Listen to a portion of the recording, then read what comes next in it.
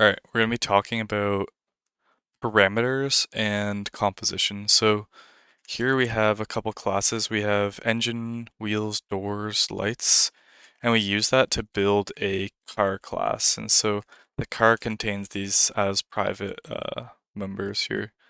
And you know, the constructor to the car takes in like parameters for each sub-object. So you have the engine parameters, the wheel parameters, the door parameters, the light parameters. And here we have the constructor, and it takes in all of that. And the constructor is fine, but there's a little bit of an issue, which is if I do this, so, I have a nice comment, but you're not always going to have nice comments. You're usually going to see something like this, right? You're just going to be like, well, that's a car, and what is true? I don't know. What does that mean? So you have to go, okay, what is that? What is a car? And then you're like, oh, okay, door auto, I think, because it's the first bool. So that's probably door auto. And, you have to do some like visual matching in your brain here. And another thing is like that constructor is just kind of big and messy. Just it's not a big deal, but if it keeps getting bigger, it might just get pretty nasty. And well, let's just look at adding a new, let's just say in any of those components that make up a car, let's just say we were going to add a string of the color of the light. So we'd first need to make like a member for that. And then we need to store it in using the initializer list. Okay, and then you think you're done, but you're not, because then you have to go here. Then you have to add color.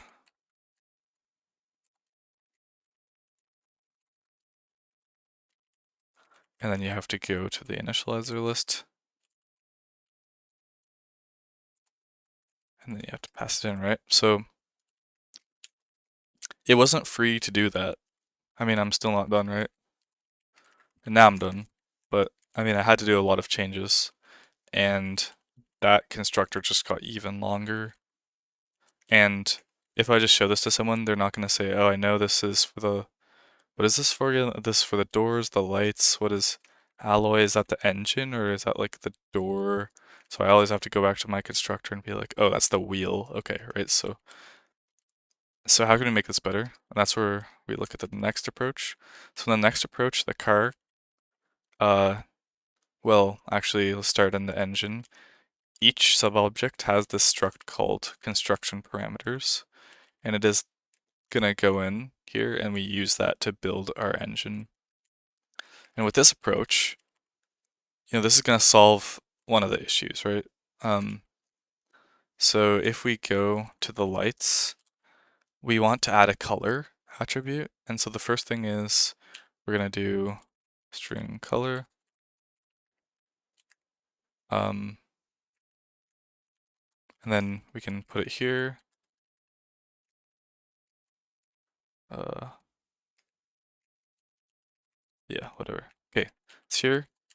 And then we still have to initialize it. So color, and then params.color. And okay, this is decent. And what's going on here is that this constructor will always only take in one object, which is the construction parameters. And inside we update,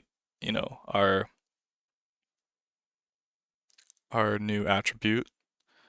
So the cost of updating it compared to the last time was actually the same. It just moved where we had to add it in the constructor. So initially we had to do it inside of here, but now it just gets moved to the struct. So the cost of that is the same, but we win in terms of out here, we don't have to touch the car because the construction parameters forward it along. We do still have to do this. And notice how we didn't get a compiler problem? That's because the struct is able to like give that a default empty value. And then, yeah, that's decent. But the cost of this is like you know, the same cost as in the previous, really. Like whenever there's a new thing, we had to add it to the constructor, like the parameter list to the constructor, and then in this case it's just in the struct. So the only benefit is the usage in car. And also, it's nice in terms of now when we read this, it's more readable in the sense that I know, alloys for wheels, it's obvious now, right? So we gain some readability and we also gain some like changeability, if that makes sense. And also, you could do this inline and make it even nicer. And then it would also help you out. And that's good. But you're also, the cost of this is you have to make a struct every single time you have a new class, right? So let's try something new. And here we're gonna have car take in this stuff here. So it's taking in R-value references and it's using dependency injection in the sense that you pass in the actual sub object you need, right? So now you're no longer building it inside, you're passing it in. Um, so why is this good? Well, it has the benefit of what we just talked about in terms of it's easy to visually modify this. It's obvious, just as it was previously. Um, you can also do it inline, just like this, and that's also really handy. The cost of modification is the same as before, because you have to add it here, which was like the analog was adding it to the struct, and then we still had to add it to the initializer list, so that's the same. And we also still had to add it here, so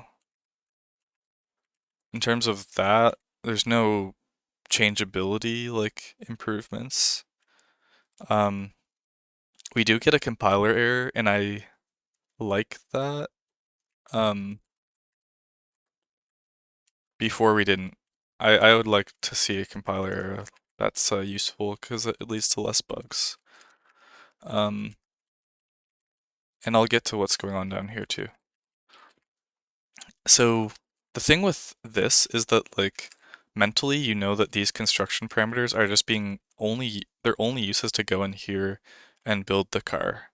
Um, and you're not really polluting the variable names in terms of like, you know, if this was just engine is like a common-ish word, and like if you wanted to, well, either way, you're adding four new variable names that don't really have to exist after this point. So there's that, and also but mentally you do know like it's probably only ever going to be used for that. Whereas in this guy here, this looks like just random objects that could be used at any point in your program. So one thing that I like to do if you're doing this approach is to use a lambda to make sure that the lifetime of those objects is only in the time where you build that thing. So here we use a lambda, we construct the four objects, we build the car, we return it, or yeah, then we call the lambda to get that car, and then we set it here. Um, so that's a good way of like not polluting your scope with like a bunch of variables, and also like because you're using std move, these are like no longer really valid anymore. Um, if you wanted to allow them to be valid, what you could do is make these no longer R-value references, and then in main you would just, or sorry, not in main, but like in main 2. Then here you could just like if you wanted these to have a longer lifetime, you just get rid of std move.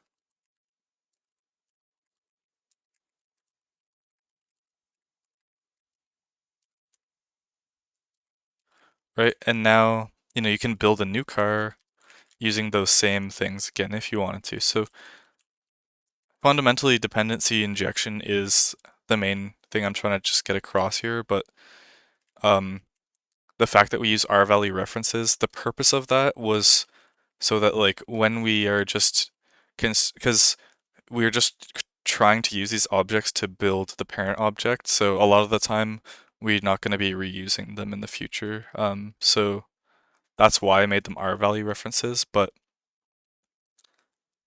it might be smarter to leave it if you want to allow for one copy to occur and you're fine with that, then you can just do something like this where you keep it as values, and then you have the option of using the controls in like the user's hand that when they do move here, it's gonna call the move constructor, so no copies, or it's gonna call the um so this becomes like an R-value reference, and then yeah, the move will extract out from here, so no copy, but just like the wheels will no longer be valid after this. The resources will be stolen.